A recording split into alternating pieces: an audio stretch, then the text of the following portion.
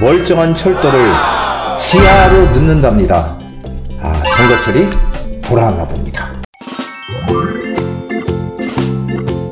한정훈의 부동산 썰. 썰.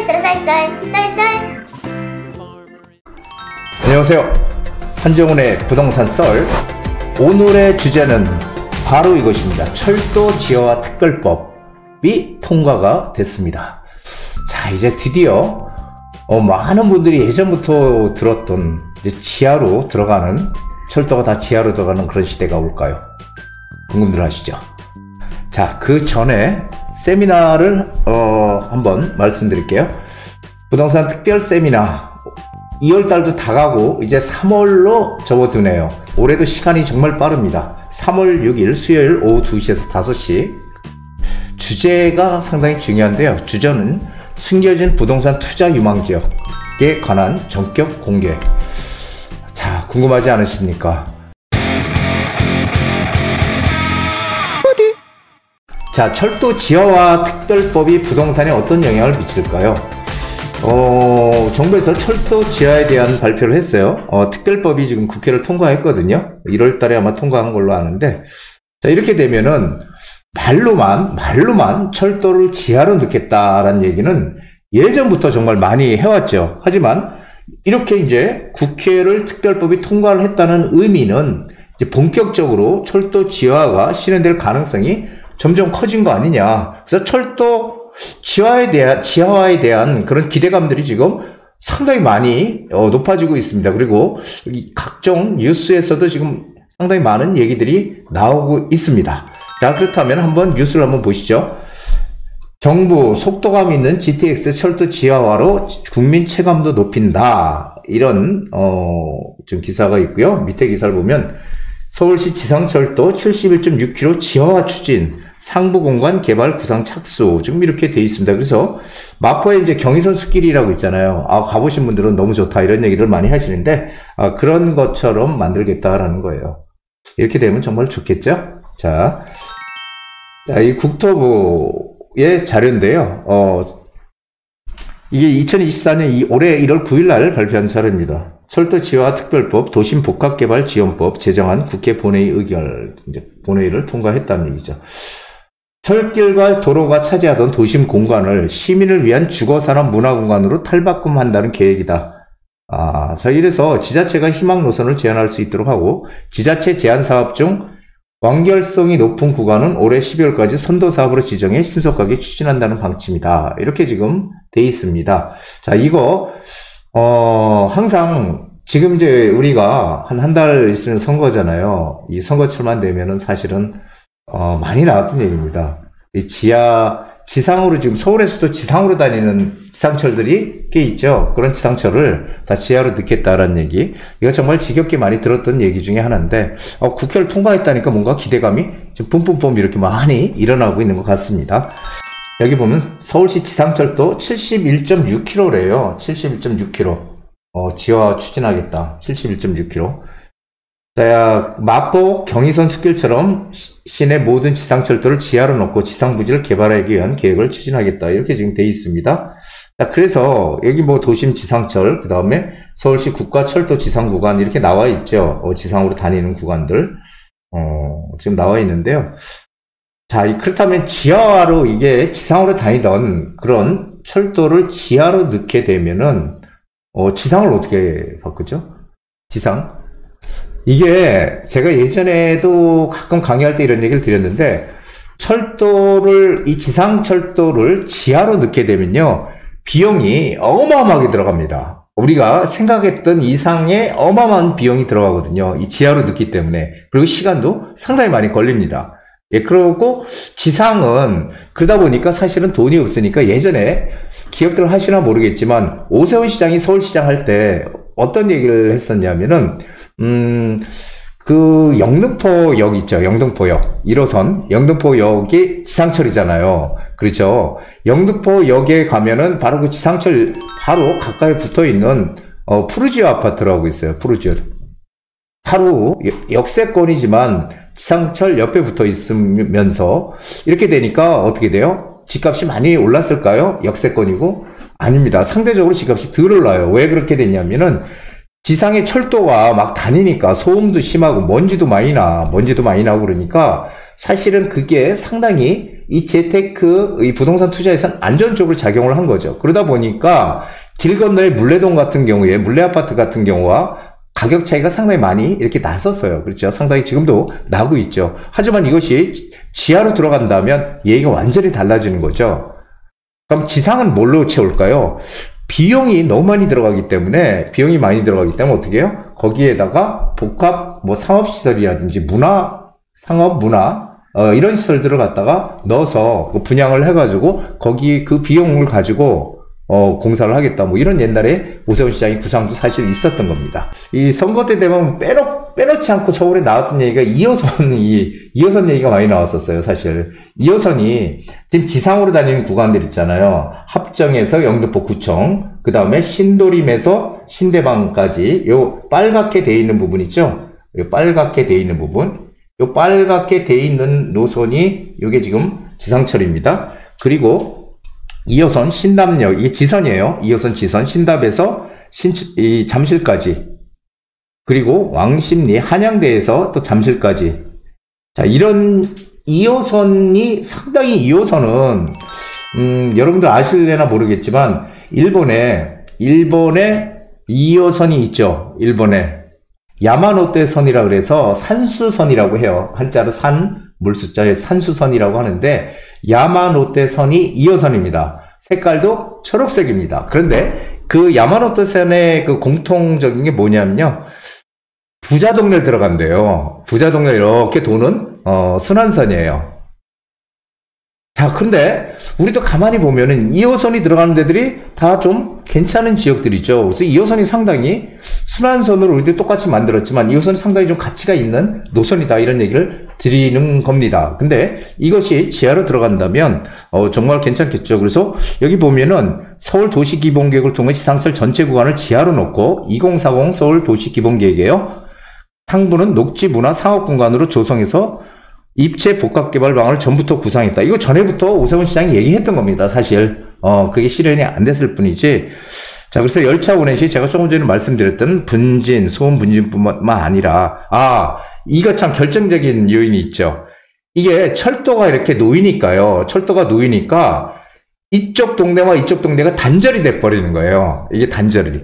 그래서 이 지역 단절이 발생하는 문제를 해결할 수 있다는 거죠. 그래서 사실은 이거 상당히 진짜 우리가 정말 해야 될 거예요. 해야 되는 정말 앞으로 정말 해야 되는 우리 국가적으로 봤을 때도 도시를 발전시키기 위한 그런 좋은 방안이다. 저는 그렇게 생각을 합니다. 자, 해외 철도 지하화 사례를 보면요. 뉴욕의 허드슨 야드 너무 유명하죠. 기존 철도의 기능을 유지하면서 위를 인공대지로 덮었대요. 그리고 차량 기지의 상부는 금융특별지구 조성, 폐선 철도 부지는 없어진 철도 부지는 하이라인 파크로 빌딩들과 결합된 도시 명소로 탈바꿈시켰다. 이 허드슨 야드가 사실은 이 복합개발의 어떤 성공 사례로 알려지고 있죠. 자, 그래서 이렇게 우리도 이렇게 바꿔갈 거다라는 얘기입니다. 이건 또 프랑스 파리의 리브고시오 프로젝트라고 해요. 세느강입니다. 세느강 주변 철로를 따라 창고와 공장 등이 산재한 낙후 지역을 철도 용지 위에 인공 지반을 만들어서 그 위에 상업, 주거, 교육시설 등이 들어선 공간을 계획하고 아래에는 기존 기차가 또 다니게 했다. 그래서 이를 통해서 일자리도 창출이 됐다고 하잖아요. 6만 명의 일자리 창출. 경제 문화의 중심지로 육성이 됐다. 그리고 철도 부지가 생기면서 이렇게 갈라졌던 센강과 13구역 거리를 연결을 했다. 이런 얘기입니다. 그래서 철도 부지가 사실은 이 도시의 지역과 지역을 단절시키는 그런 아주 안 좋은 영향을 미쳤다는 거죠. 그래서 오세훈 시장이 사실은 외국의 그런 사례들을 많이 가지고 와서 뭔가를 해보려고 하는 거죠. 오세훈 시장이 얘기했더니 한강 르네상스 프로젝트라는 거 있었잖아요. 그것도 역시 마찬가지로 외국의 뭐 프랑스 세느강이나 방금 얘기 드렸던 이 세느강, 그리고 뭐 영국의 템스강, 미국의 허드슨강, 뉴욕의 이런 것들의 주변 상황들, 이런 것들을 다 참고를 해가지고 한강 르네상스 프로젝트라는 것을 진행을 하려고 했던 겁니다. 근데 여기서 이제 한 가지 궁금한 거죠. 그럼 이거 너무너무 좋은 정책이죠. 이게 선거철이라서 이런 대책이 나오지 않았다라고 저는 굳게 믿고 싶습니다. 선거 때문에 나오지 않았다. 이것은 본래부터 하려고 하던 거다. 저는 그렇게 믿고 싶고요. 이게 시간이 좀 많이 걸리는 사업이에요. 이게 뭐 금세 후다닥 뚝딱 만들어낼 수 있는 사업이 아니고요. 최소한 한 20년 이상 걸리는 그런 장기 프로젝트 사업이라고 해요. 신규 철도 노선을 준공하는 데도 10년 이상 소요되고요. 이게 지하공사가 정말 힘든 공사거든요. 지하공사가. 그래서 이 대만의 타이베이 철도 지하 사업의 경우에 1983년도에 착수해서 2013년에 마무리가 됐대요. 그러면은 30년 걸렸어, 30년. 그러니까 이게 쉬운 일은 결코 아니죠. 쉬운 일은 아니지만, 결국은 누군가는 반드시 해야 되는 사업은 분명합니다. 그렇기 때문에 국회에서도 아마 여야가 합의가 돼서 통과가 된 게 아닐까, 정쟁을 하지 않고, 저는 그렇게 생각을 하고 있습니다. 자, 사업비용, 경부선, 서울역에서 당정까지 32km, 사업비 16조 700억. 야, 천문학적인 숫자네요. 경인선, 구로에서 도원역, 사업비 4조 7,340억. 경원선, 청량리에서 도봉산. 이거 멀지도 않는데, 청량리에서 도봉산, 사업비가 3조 510억 원. 이게 초기 투자비용이 너무 많이 들어가잖아요. 그러다 보니까, 이 돈을 어디서 마련하느냐, 이것도 상당히 중요합니다. 예전에 철도 지하할 때, 이 재원 조달 방식이요. 본래 민간에서 많이 돈을 지원을 했고요. 그리고 공공에서 좀 작은 지원을 했는데, 이제는 공공에서 많이 지원을 할 수 있게끔 이 국비를 어떻게 하면 확보할까, 이런 데에 대한 고민이 지금 하고 있다. 정부에서 이런 얘기를 하고 있습니다. 자, 결론은 뭐예요? 결론은 이 철도로 인해서 단절된 도시 공간까지 서로 연결이 될 수 있고, 그리고 또 이 주변부까지, 또 상부까지 상업 업무시설, 그 다음 문화공간까지 같이 개발이 된다면 이거야말로 금상첨화죠. 너무너무 좋은 그런 계획입니다. 그리고 선진국들처럼 당연히 해야 되는 그런 사업이고, 도시를 봤을 때도 그 도시의 발전을 위해서도 중장기적으로 반드시 해야 될 사업이죠. 그리고 또 하나, 부동산 시장에도 엄청난 파장, 상당히 큰 영향을 미칠 것이라는 겁니다. 이것은 말할 필요 없는 당연한 얘기입니다. 그런데 정부의 이런 발표만으로 갑자기 그냥 가격이, 부동산이 막 오를까요? 그렇진 않죠. 왜 그래요? 이것은 일단 계획안이 나온 거죠. 지금 뭔가 시작된 것도 아니고, 일단 시간이 너무 많이 걸리는 어떤 프로젝트야? 장기 프로젝트라는 거예요. 장기 프로젝트. 중기도 아니고 장기 프로젝트. 이 장기 프로젝트이기 때문에 상당히 시간이 많이 소요가 되는 사업이다라는 거죠. 그래서 결국은 장기적인 관점에서 우리가 접근을 해야 되는 거지, 이 철도 지하 특별법이 생겼다고 해서 당장 뭐가 크게 변화가 될 것이라고 기대하면 절대 안 된다는 것입니다. 그것은 정말 큰 착각이다라고 말씀을 드리고 싶습니다. 이것은 장기 계획이고 장기 프로젝트. 잘못하면 우리도 30년 걸릴 수도 있습니다. 한 20년 걸렸으면 좋겠어요. 저는 20년 안에 됐으면 좋겠습니다. 그렇다면 우리 후손들이 좀 더 편안한 도시 공간에서 더 잘 살 수 있지 않을까요? 너무너무 좋은 계획이죠. 그래서 조금 늦은 감은 있지만, 어쨌든 이런 계획 자체가 이제는 국회를 통과해서 법으로, 특별법으로 만들어졌다는 것에 대해서 상당한 의미를 가지고 있다, 이런 생각이 돼요. 그렇다면 우리는 지금 이제 어떤 생각을 해야 될까요? 자, 이것이 뭐예요? 역을 지하로 넣는다는 거잖아요. 그쵸?